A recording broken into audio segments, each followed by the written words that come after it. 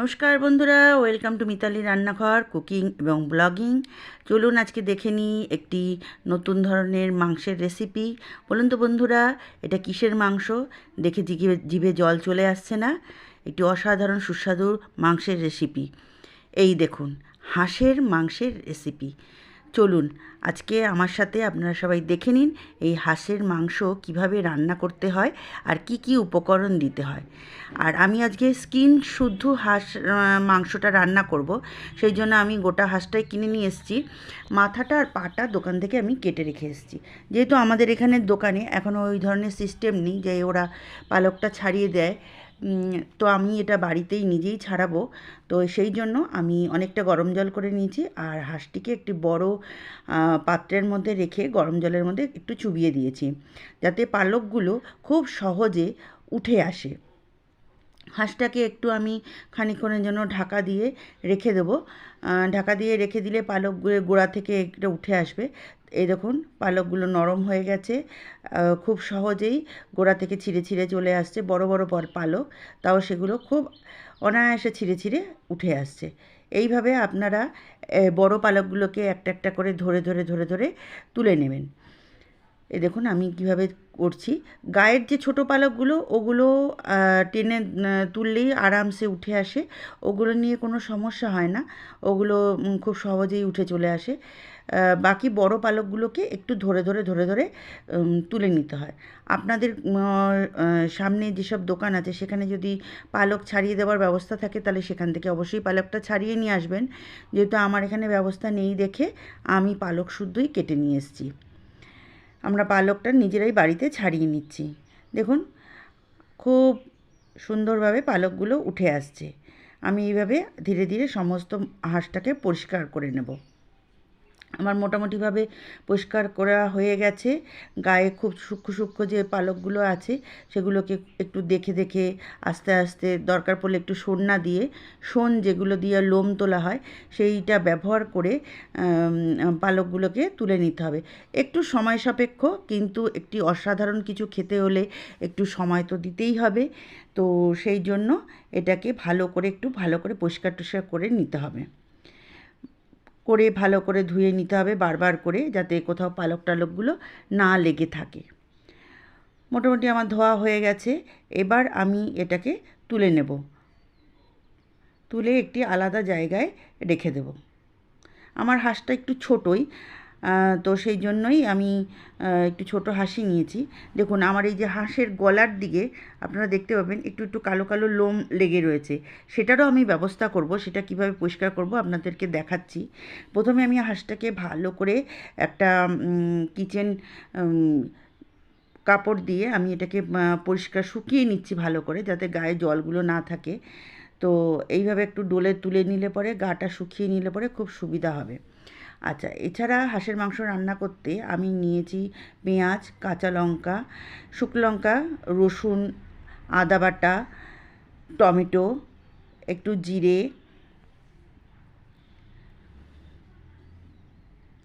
এখানে নিয়েছি গোটা গরম মশলা, তেজপাতা, গোলমরিচ, হলুদ, আর এখানে নিয়েছি ধনে আর জিরের গুঁড়ো। এই উপকরণগুলো লাগবে, রান্নাটা সর্ষের তেলেই হবে। আর এখানে আমি গরম মশলাটা বেটে রেখেছি, এটা হচ্ছে গরম মশলা বাটা। এই যে দেখুন, আমার যেখানে গলায় যেখানে যেখানে এখনও পালকের যে গোড়াগুলো রয়ে গেছে, সেটাকে আমি এইভাবে পুড়িয়ে পুড়িয়ে সেটাকে নষ্ট করে দেবো। তারপর ডলে ডলে তুলে আমি এটাকে তুলে ফেলবো। দেখুন, এইভাবে পুড়িয়ে নিতে হবে। আমি কিভাবে পুড়িয়ে নিচ্ছি দেখুন, যেখানে যেখানে লোম থাকবে সেই জায়গাগুলোকেই সুন্দর করে একটু পুড়িয়ে নিতে হবে। আপনারা গ্যাসেও করতে পারেন, বা বাইরে কাগজ ধরিয়ে সেখানেও আপনারা পুড়িয়ে নিতে পারেন।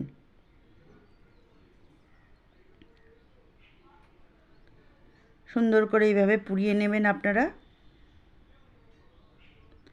আর যখনই পোড়াবেন দেখবেন হাঁসের মাংসের স্কিন থেকে অনেক তেল বেরিয়ে আসবে।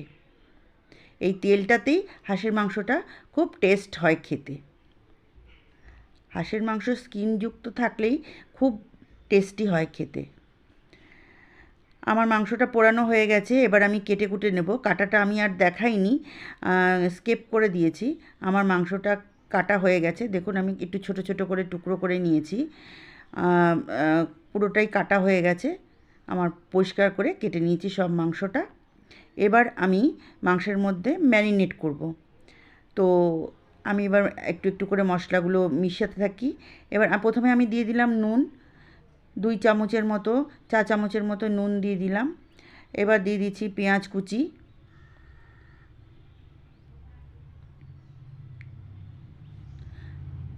টমেটো কুচি দিয়ে দিলাম,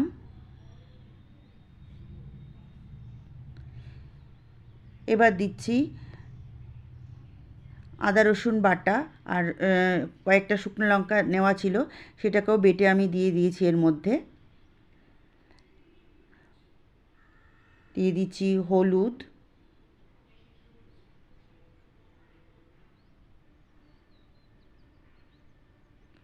সব মশলাগুলো দিয়ে বেশ করে খানিকক্ষণ ধরে এই মাংসটাকে মাখতে হবে।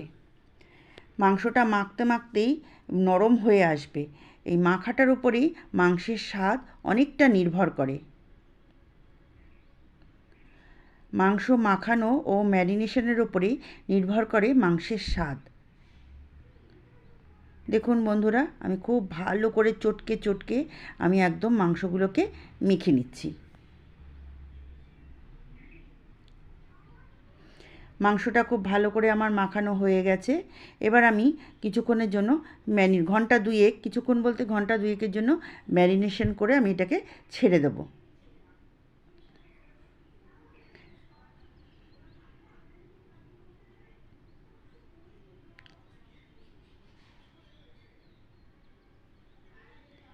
দু ঘন্টা হয়ে গেছে বন্ধুরা, এবার আমি রান্নায় মূল পর্বে আসছি। এবার কড়াই একটা বসিয়ে নিয়েছি, কড়াইতে দিয়ে দিয়েছি সর্ষের তেল, দিয়ে দিয়েছি জিরে ফোড়ন আর গোটা গরম মশলা। ফোড়ন দেওয়ার পরে আমি দিলাম তেজপাতা, একটু হালকা আঁচে এগুলোকে ভেজে নেব।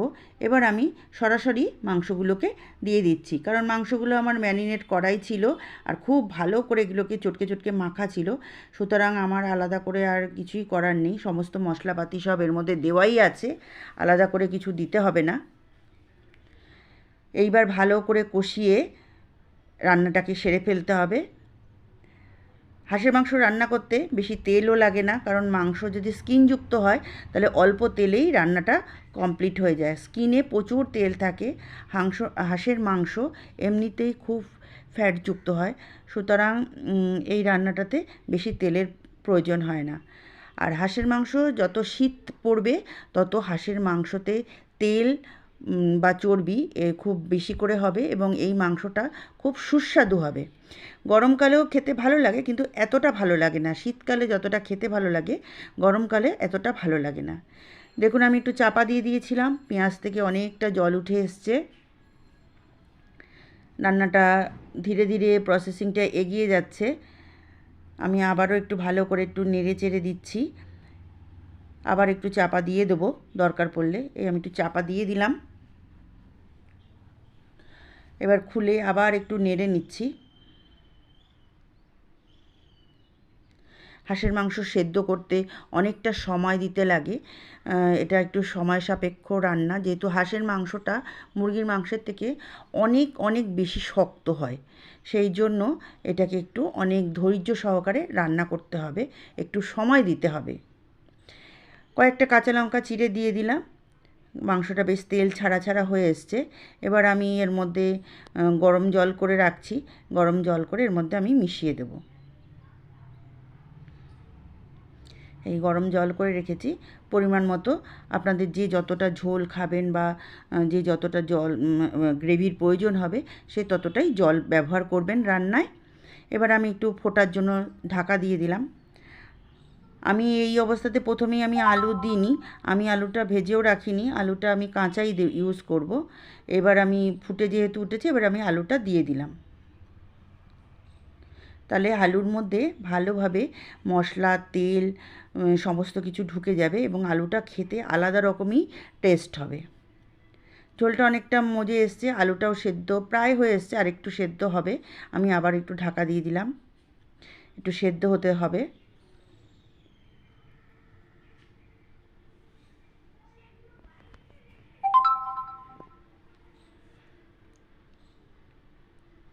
ঢাকনাটা খুলে নিয়েছি। এবার আমি এটাকে ভালো করে নেড়ে চেড়ে দেখে নিচ্ছি আলুটা সেদ্ধ হয়েছে কি না। কিন্তু মাংস সেদ্ধ হতে আরও অনেকটাই সময় লাগবে, আমাকে আরেকটু সময় দিতে হবে। আমি দিয়ে দিলাম গরম মশলা, আবারও একটু চাপা ঢাকা দিয়ে দেবো। মাংসটা আরেকটু হবে, আর গরম মশলাটা যেহেতু দিয়েছি আর একটু ঢাকা দিলে এটা ভালো হবে, ভাপে মাংসটা হয়ে যাবে। এবার মাংসটা হয়ে গেছে, এবার আমি এটা নামিয়ে নেব। এই আমার মাংস রেডি। গরম গরম ভাতের সাথে গরম গরম হাঁসের মাংস অসাধারণ খেতে। বাংলাদেশের লোকেরাও চাউলের আটার ছিটা রুটির সাথেও এই মাংস খেতে খুব পছন্দ করে। তো আমরা একদিন খাবো, কিন্তু আজকে আমরা গরম গরম ভাতে, দুপুরবেলা গরম গরম ভাতের সাথে এই মাংসটা খাবো। রান্নার উপকরণ কোনো বেশি কিছু নয়, খুব সহজ, কিন্তু মাংসটা খুব ধৈর্য সহকারে অনেকক্ষণ সময় দিয়ে রান্না করলে মাংসটা খেতে খুব ভালো হবে। বন্ধুরা, আমার রেসিপিটা যদি আপনাদের ভালো লাগে তাহলে অবশ্যই ছোট করে একটা লাইক করবেন, শেয়ার করবেন। আমার চ্যানেলটা যদি সাবস্ক্রাইব করা না থাকে তাহলে অবশ্যই সাবস্ক্রাইব করে নেবেন। আর আমার এই রেসিপিটা আমার মতো করে যদি বানান তাহলে বানিয়ে খেয়ে দেখবেন যে কেমন হয়েছে। কমেন্ট করে জানাবেন, আমি খুব খুশি হব। আপনারা সবাই ভালো থাকবেন, সুস্থ থাকবেন, সাবধানে থাকবেন।